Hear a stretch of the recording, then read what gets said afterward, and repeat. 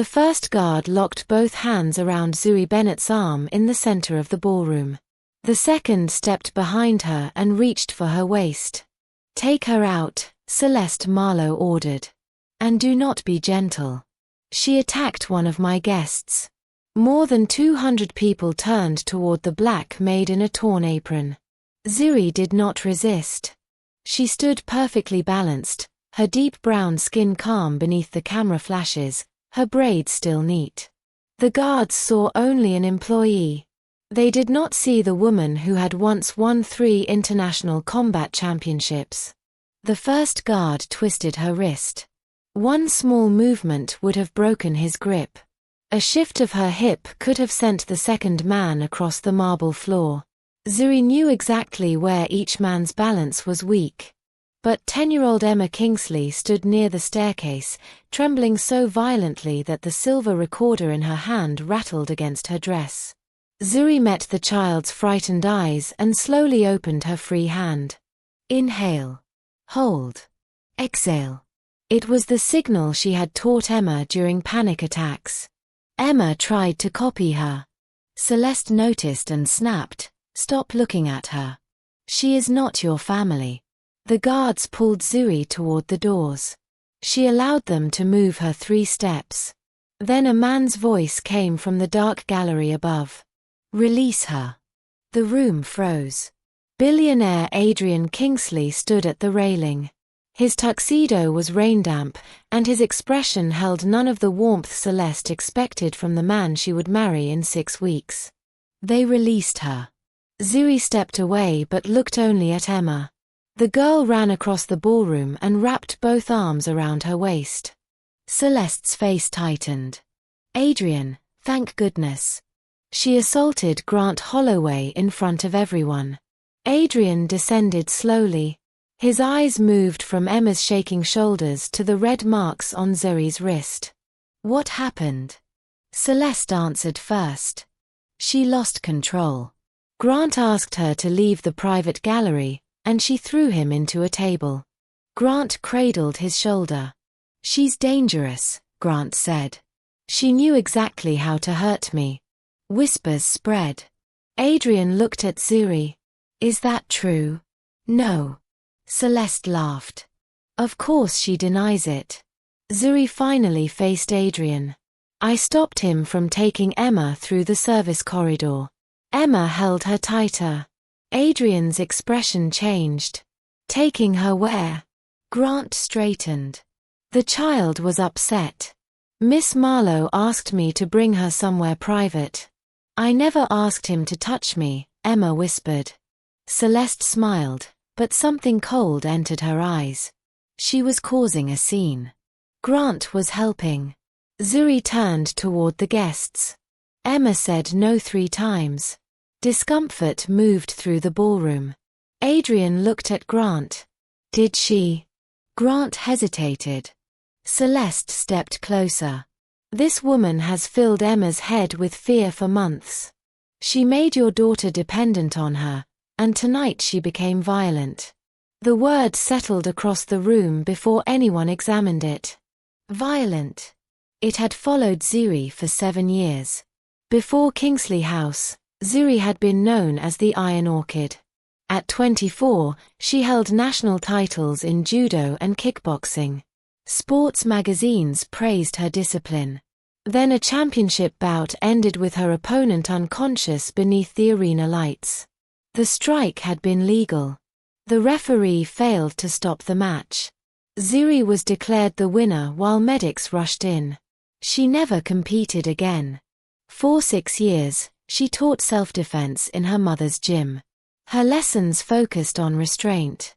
After her mother died, the building was sold and the new owner doubled the rent. Zuri lost the gym.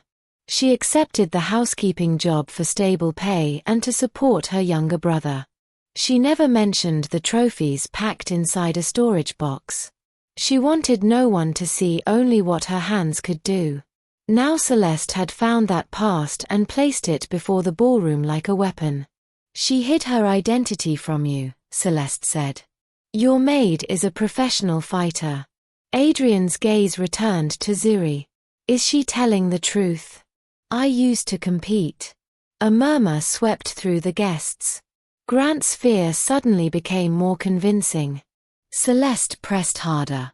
She had access to your daughter, your private rooms, and this estate. You never knew what she was. Zuri's jaw tightened. I never lied about my name, my record, or my employment. You omitted the most important part. No, Zuri said. I omitted the part people use when they want to stop listening. Emma looked up at Adrian. She didn't hurt him. Celeste's eyes flashed toward the child. You were frightened. You do not understand what you saw. I understand when someone grabs me. Emma still held the recorder. Celeste noticed it. For the first time that evening, her composure cracked. What is that? Emma pulled it against her chest. Mommy's recorder. Adrian's late wife had used it to capture bedtime stories during her illness. Celeste stepped forward. Give it to me. Zuri moved between them. Celeste stopped. No one in the ballroom interrupted her. Zuri had not raised her hands or threatened anyone. But for the first time, Celeste understood that the maid she had ordered dragged away had been choosing restraint from the beginning. And whatever Emma had recorded, Celeste was suddenly desperate to destroy it. Adrian stepped between Celeste and Emma before she could reach the recorder. Do not touch her, he said. Celeste stopped so suddenly that the diamonds at her throat trembled. I was only trying to protect her, she replied. From what? From that woman.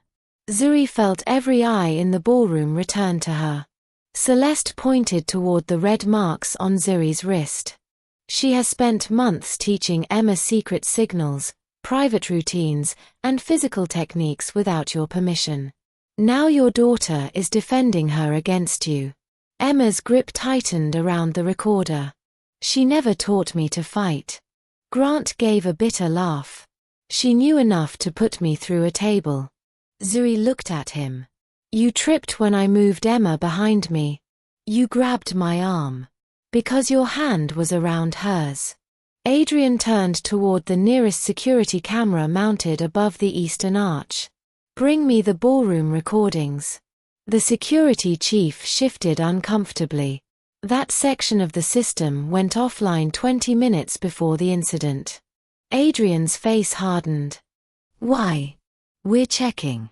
Celeste answered too quickly. There was a power surge. Zuri noticed Adrian look at her. He had noticed the speed of the answer too. Emma lifted the recorder. Mommy's machine was on. Celeste moved again. It could contain private conversations. It belongs to this family. It belonged to my mother, Emma said. And now it stays with me. The child's voice was small, but steady. Zuri saw the old lesson working. Fear was present. It simply was not choosing for her. Adrian crouched until he was at Emma's eye level. Did you press record tonight? Emma nodded. When? I wanted to make a message for Mommy. A shadow of pain crossed Adrian's face. What did you record?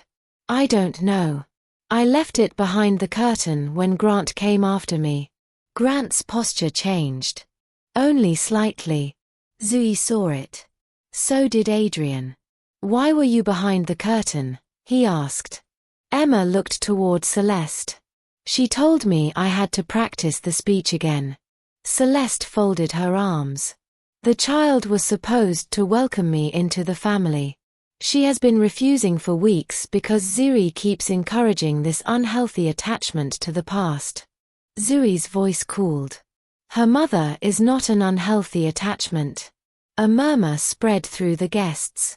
Celeste smiled for the room, but her eyes remained fixed on Zuri. You see. She constantly undermines me. Adrian stood. Everyone leaves except the household staff, security, Grant, Zuri, and Celeste. Celeste opened her mouth, but Adrian raised one hand.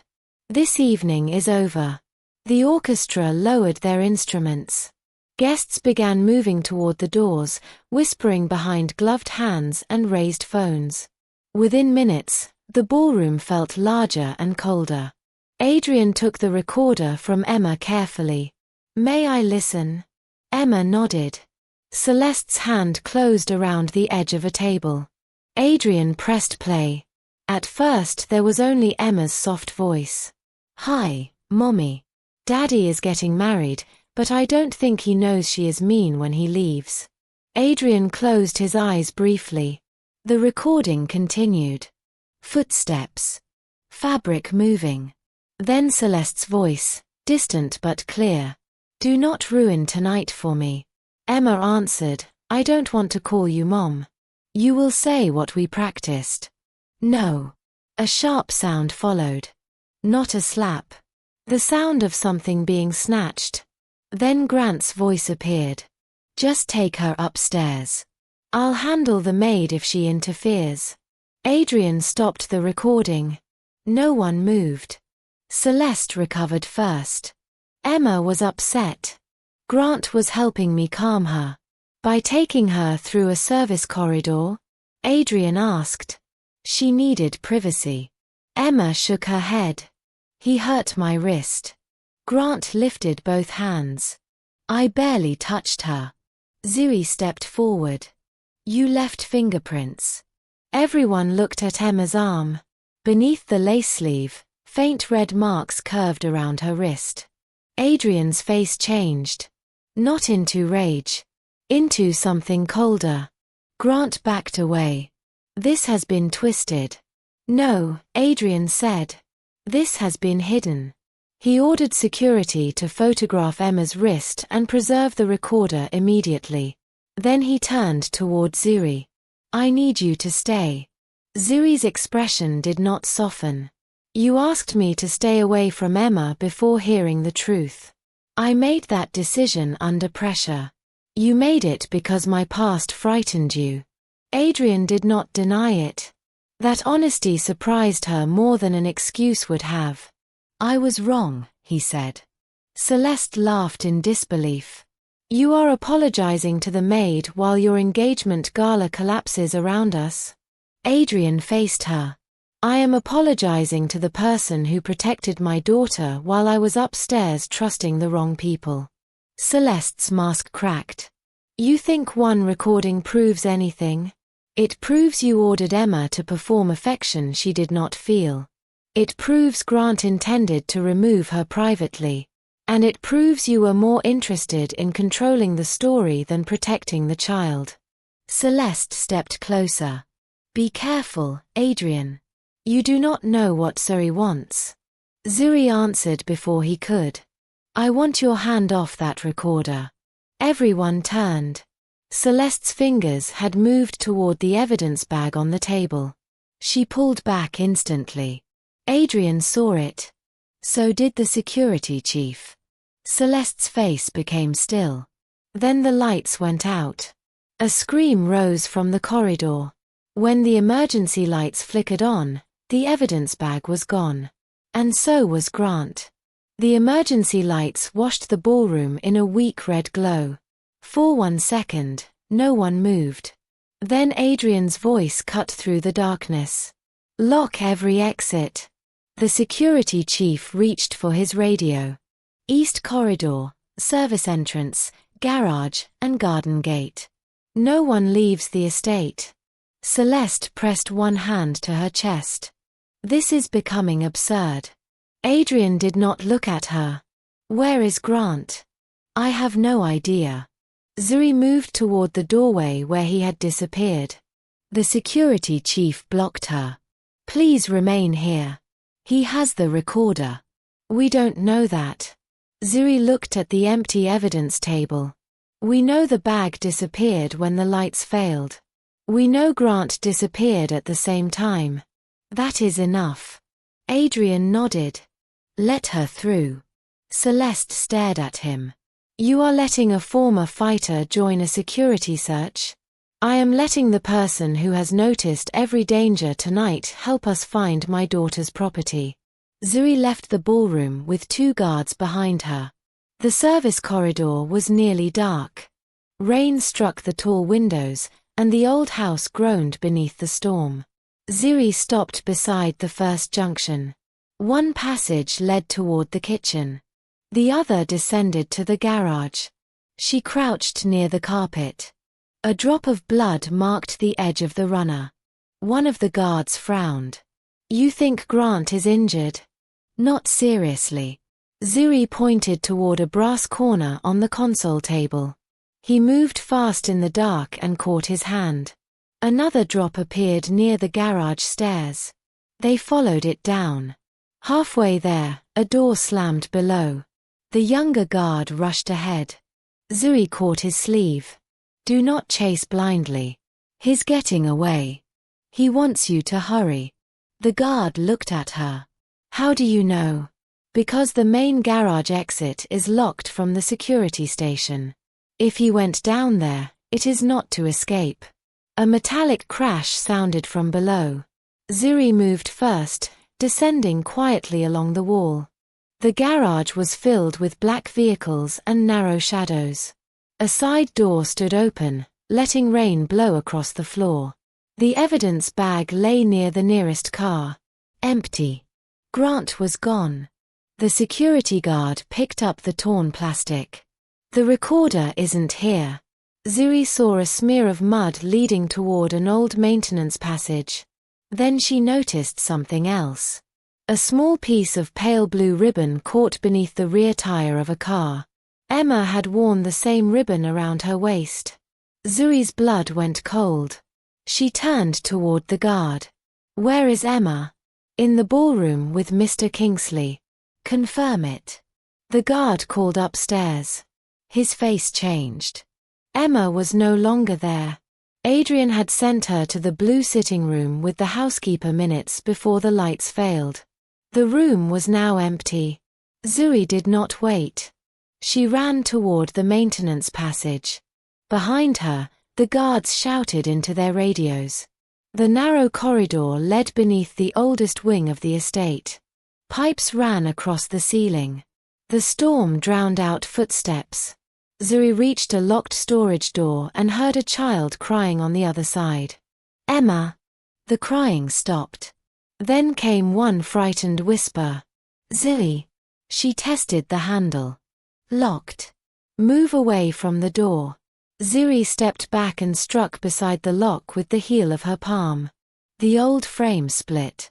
Inside, Emma sat against a shelf with her hands tied loosely by a silk curtain cord. Grant stood behind her, holding the recorder. His bleeding hand shook. "Stay back." Zuri entered slowly. "You do not want to hurt her." "You don't know what I want.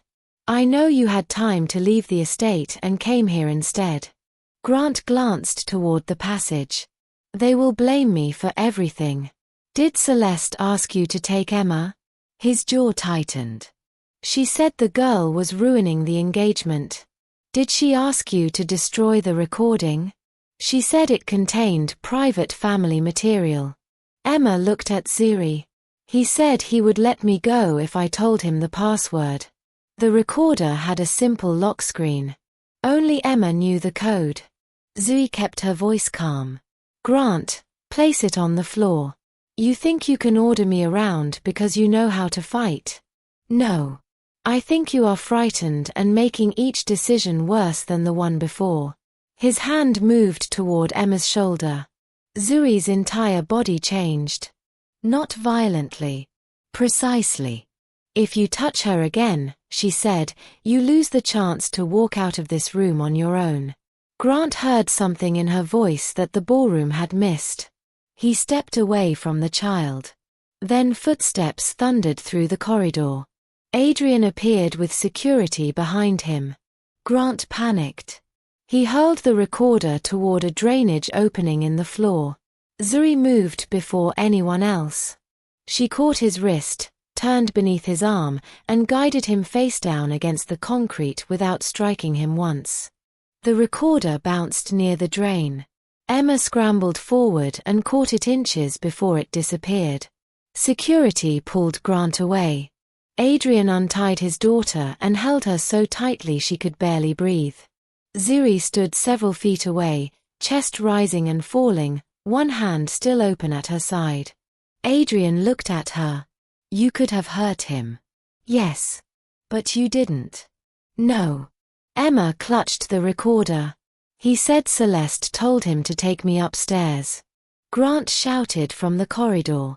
She promised to pay my debts. She said once Emma was gone, no one would care what the maid claimed. Adrian's face went white. Celeste appeared at the end of the passage. For the first time all night, she was not smiling. That man is lying. Grant laughed bitterly. Then tell him why you already signed the school papers. Adrian turned toward her. What school papers? Celeste remained silent. Emma reached into her dress pocket. She removed a folded brochure Zuri had never seen before. Across the front were the words, St. Aurelia Residential Institute, Switzerland. The departure date was 3 days after the wedding. Adrian took the brochure from Emma's hand. The paper trembled between his fingers. You enrolled my daughter in a foreign boarding school without telling me? Celeste lifted her chin. I created an option. The departure date is 3 days after our wedding. You would have agreed once you understood how unstable she has become. Emma pressed herself against Adrian. I'm not unstable. Celeste's expression softened for the child, but the tenderness was only another performance. Sweetheart, you need professional care. I need you to stop lying. The words struck harder than a shout. Adrian looked at the recorder in Emma's hands. Is there more on it? Emma entered the password. The next recording began inside Celeste's study. Her voice was clear. Once she is in Switzerland, Adrian will stop rearranging his life around her. The school restricts calls during treatment, so he will have time to accept the separation.